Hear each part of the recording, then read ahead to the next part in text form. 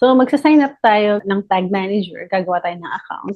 So, search mo lang is Tag Manager. Either tagmanager.google.com or search mo Tag Manager. Tapos, click mo lang yung result. Then, kailangan mo ng Gmail account. Basically, yung Gmail account mo na ginamit for your ad campaign, pwede din yun, or ibang Gmail account. Hindi naman kailangan connected sila, hindi naman kailangan same email.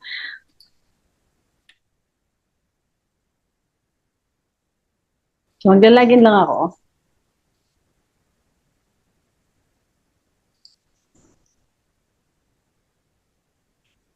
Yan. So, fresh itong account na to. Wala pang, so, ang gagawin mo lang is create account. Click mo lang yung create account. Then, company name, we'll use Endantes.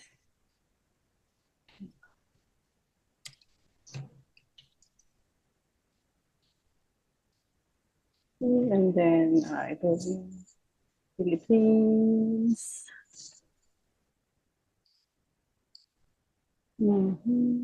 Container name, so, yung container name, ito yung website, and then then create. Yun lang yun. Kasi website siya, ano yung pangalan ng, ano yung URL ng website, ito yun.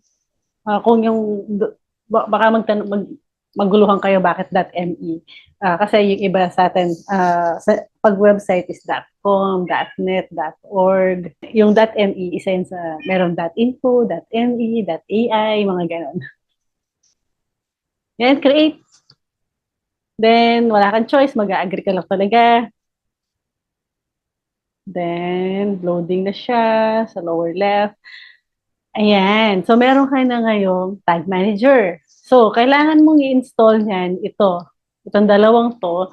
So, sa atin, sa WordPress natin siya i-install. Ang dami kasi naka-WordPress. Iba't ibang platforms. For example, may Squarespace, may Wix, may kung ano-ano pang platform dyan. Meron silang iba't ibang way ng pag-install. So, dalawa yung set of code. Meron kang code for the head, kailangan mong ilagay dun sa website. Meron kang code for the body after ng opening body.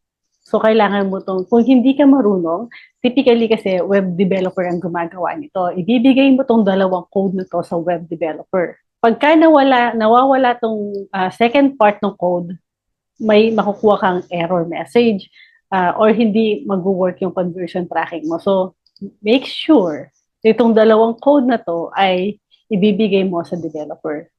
Kopyahin ko lang muna itong dalawang to. Tapos, install natin siya sa WordPress. So, maglalagin ako ngayon sa WordPress ng Endantes. Papakita ko sa inyo paano mag-install doon.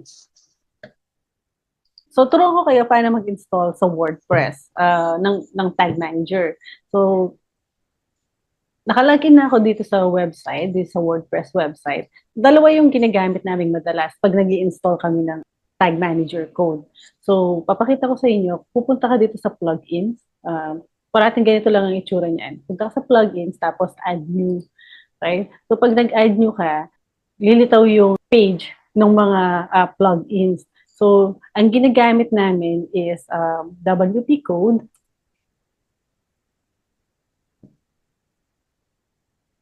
Yan, ito, WP code.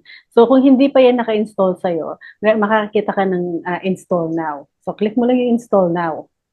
So, mag-i-install siya. Tapos, ito yung makikita mo. Code snippets, ang pangalan niya sa sidebar. So, itong code snippets na to, so, dito natin ilalagay yung header and footer. Yung header code natin. So, header code. Ayan yung header code. Ayan, makikita nyo, may Google Tag Manager na. Tapos, kung babalik tayo dito ito yung code natin. Ayan, so ito yung Tag Manager code. So, ipipaste ko lang siya. Kakopy mo siya, click mo tong icon na to, makakopy siya, ipipaste mo siya dito. Tapos, ito yung sa description printed dun sa dun sa head, ito yung sa body. So, ito yung sinasabi ko kanina, kailangan pair sila. So, kakopy mo to, ipipaste mo siya dito. Yan. So, tapos isi-save mo lang. Yun na yun. Tapos Nice. nakapag-install ka na, Mm. gamit nito. Meron pang ibang way. So, hindi natin ito isi-save kasi hindi masisira yung website niya. So, meron pang isa. Ang tawag sa kanya is, ano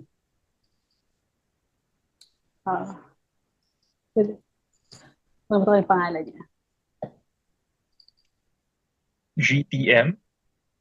Siya si Google Sitekit. Yeah, Sitekit by Google. So, Okay. install mo lang din to. Pwede mo din tong gamitin.